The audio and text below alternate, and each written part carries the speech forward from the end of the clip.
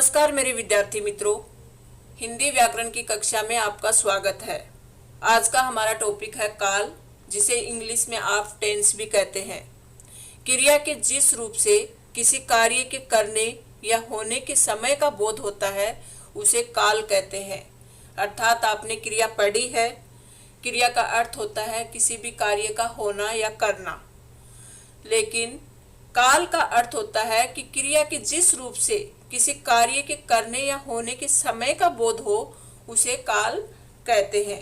काल को सामान्यतः हम समय भी बोल सकते हैं कि क्रिया किस समय हुई। क्रिया के काल कौन कौन से हैं? अगर क्रिया अभी हुई है तो वर्तमान काल कहेंगे, अगर पहले हुई थी तो भूतकाल कहेंगे, और आने वाले समय में कोई कार्य होने वाला है तो उसको भविष्य काल कहेंगे। तो अभी तक आपको काल की परिभाषा समझ में आ गई होगी। काल की परिभाषा: क्रिया के जिस रूप से कार्य करने या होने के समय का ज्ञान होता है उसे काल कहते हैं।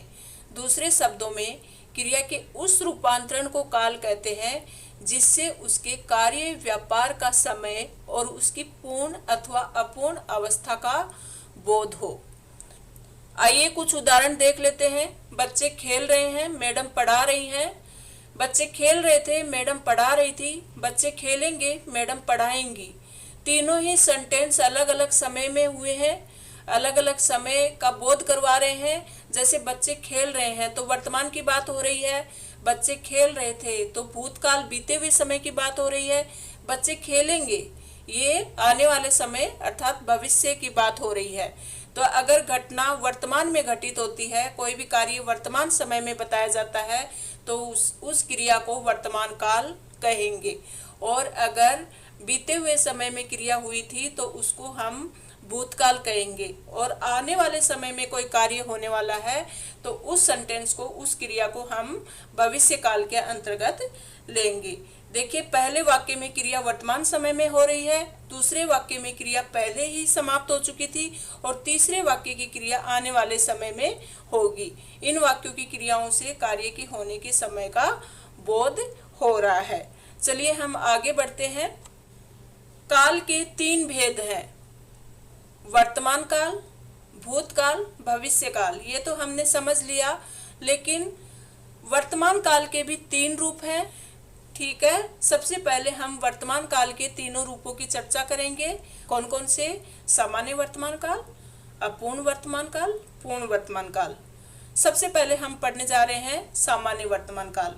क्रिया का वह रूप जिससे क्रिया का वर्तमान काल में होना पाया जाए सामान्य वर्तमान काल कहलाता है। सामान्य वर्तमान काल क्रिया के जिस रूप से ये ज्ञात हो कि कार्य बोलते या लिखते समय होता है उसे सामान्य वर्तमान काल कहते हैं। क्रिया के इस रूप से ये पता नहीं चलता कि क्रिया पूर्ण हुई है अथवा अपूर्ण है। इसका उदाहरण देखते हैं। वह पुस्तक पढ़ता है, माली पौधों को पानी देता है। तो इससे हमें निश्चित जानकारी नहीं पता चल रही है कि क्रिया पूरी हुई या अभी अपूर्ण है, अधूरी है। ये सामान्य वर्तमान काल के उदाहरण है। चलिए अगला पढ़ते हैं हम। वर्तमान काल का दूसरा रूप अपूर्ण वर्तमान काल। अपूर्ण का मतलब क्या होता है? जो पूरा नहीं हुआ। पूरा नहीं हुआ तो क्या हुआ? अधूरा है। अधूरा भी नहीं बोल सकते, मतलब कार्य जारी है, कार्य जो कंटिन्यू चल रहा है, जिसे आप इंग्लिश में प्रेजेंट कंटिन्यूस टेंस बोलते हैं, वही हिंदी में अपूर्ण वर्तमान काल कहलाता है। क्रिया के जिस रूप से ये बोध हो कि वर्तमान काल में कार्य अभी पूर्ण नहीं हुआ। कब? वर्तमान काल में कार्य पूर्ण नहीं हुआ, वह चल रहा है, वह जारी है, उसे अपूर्ण वर्तमान काल कहते हैं। उदाहरण के लिए, मोहन विद्यालय जा रहा है, सीता फूल तोड़ रही है, रामू पढ़ रहा है, माँ खाना बना रही है। तो ये सारे सेंटेंस जो हैं ये हमें कार्य के अधूरे या अपूर्ण होने का बोध करवा रहे हैं, और कब? वर्तमान समय में। इसके लिए इन वाक्यों को हम अपूर्ण वर्तमान काल के अंतर्गत रखेंगे।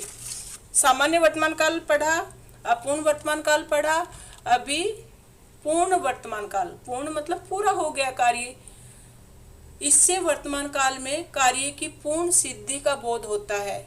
जैसे वह आया है, मतलब अभी वर्तमान में कार्य पूरा अभी हुआ है, अभी आया है। जैसे मेहमान घर में आए हैं, तो आ चुके हैं ना घर में, तो कार्य पूरा हो चुका है, क्रिया हो चुकी है, लेकिन कब हुई? अभी हुई। सीता ने पुस्तक पढ़ी है, तो अभी पढ़ी है, इसके लिए वाक्य में पढ़ी है, पढ़ा था या पढ़ रही थी या पढ़ रही है, ऐसा हम नहीं बोल सकते। पूर्ण वर्तमान काल की बात हो रही है, तो मतलब प्रेजेंट में ये कार्य पूर्ण हो चुका है।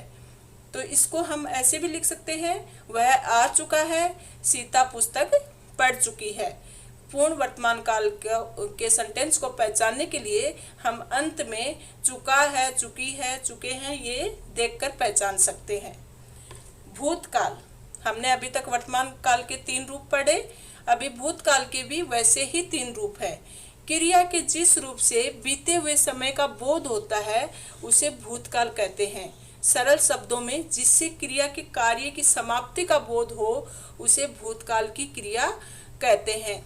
जैसे राम ने अपना पाठ याद किया, मोहन ने खाना खाया, ये सब क्या है? पहले खाया, मतलब पहले किया, ये कार्य बीते हुए समय में किया, इसके लिए इसे भूतकाल कहेंगे।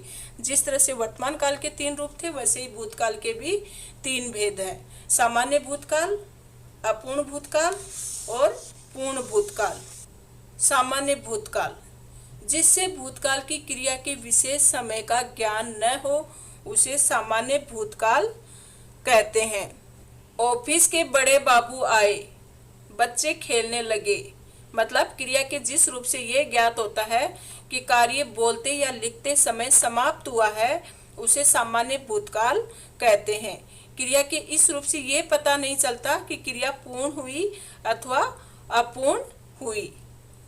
ठीक है, श्री राम ने रावण को मारा, मोहन आया, सीता गई, ये सामान्य भूतकाल के उदाहरण है। अभी अगला है अपूर्ण भूतकाल। अपूर्ण भूतकाल में क्रिया के जिस रूप से ये बोध होता है कि क्रिया भूतकाल में आरंभ हुई पर बोलते या लिखते समय पूर्ण नहीं हुई है तो उसे अपूर्ण भूतकाल की क्रिया कहेंगे। सुरेश गीत गा रहा था, सुरेश गीत गा रहा था, ये कार्य उस समय हो रहा था जब हमने देखा था। रीता सो रही थी, तो इन क्रियाओं में कार्य के अतीत में आरंभ होकर अभी तक पूरा न होने का पता चल रहा है, अतः ये अपूर्ण भूतकाल की क्रियाएं हैं। पूर्ण भूतकाल, क्रिया के उस रूप को पूर्ण भूत कहते हैं जिससे क्रिया की समाप्ति के समय का स्पष्ट बोध होता है कि क्रिया को समाप्त हुए काफी समय बीत गया है। दूसरे शब्दों में क्रिया के जिस रूप से ये ज्ञात हो कि कार्य पहले ही पूरा हो चुका है उसे पूर्ण भूतकाल कहते हैं। अब मैं आपसे एक बात पूछती हूँ कि पूर्ण वर्तमान काल और पूर्ण भूतकाल में क्या फर्क है? इन दोनों में अंतर ये है कि पूर्ण वर्तमान काल में कार्य वर्तमान काल में कंप्लीट होता है, लेकिन भूतकाल में कार्य पहले ही पूरा हो चुका होता है, मतलब बीते हुए समय में पूरा होता है। ये दोनों में अंतर है। तो पूर्ण भूतकाल का उदाहरण, उसने श्याम को मारा था, अंग्रेजों ने भारत पर राज किया था, महादेवी वर्मा ने संस्मरण लिखे थे। तो इनसे ये पता चलता है कि कार्य भूतकाल में कंप्लीट हुआ था। भविष्य काल, भविष्य में होने वाली क्रिया को भविष्य काल की क्रिया कहते हैं, मतलब आने वाले समय में कार्य होगा उसे भविष्य काल कहते हैं। दूसरे शब्दों में क्रिया के जिस रूप से कार्य का आने वाले समय में करना या होना प्रकट हो उसे भविष्य काल कहते हैं। वह कल घर जाएगा, ठीक है, आने वाले समय में होने वाली है ये क्रिया। हम सर्कस देखने जाएंगे तो ये भी आने वाले समय में होगा। किसान खेत में बीज बोएगा, ये भी आने वाले समय में होगा।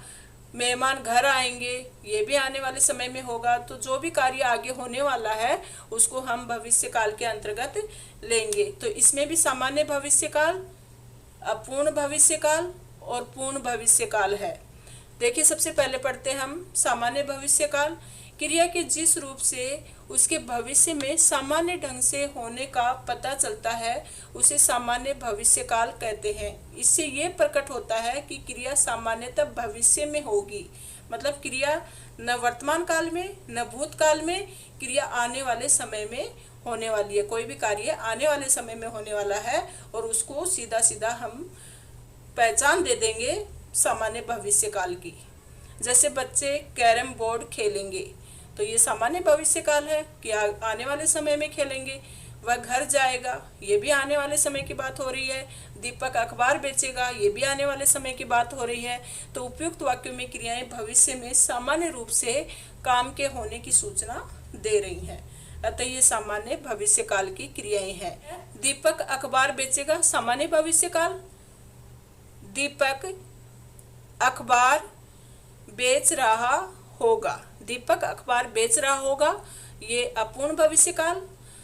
और फिर दीपक अखबार बेच चुका होगा, ये पूर्ण भविष्य काल। इस तरह से आप इनके उदाहरण बना सकते हो।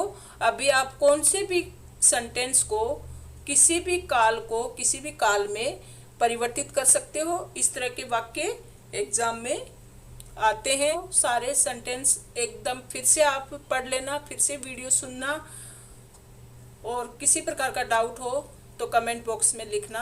मेरे ख्याल से आपको अच्छे से समझ में आ गए होंगे क्रिया के काल। फिर भी किसी प्रकार का डाउट हो तो आप मुझे पूछ सकते हैं। धन्यवाद मेरे विद्यार्थी मित्रों।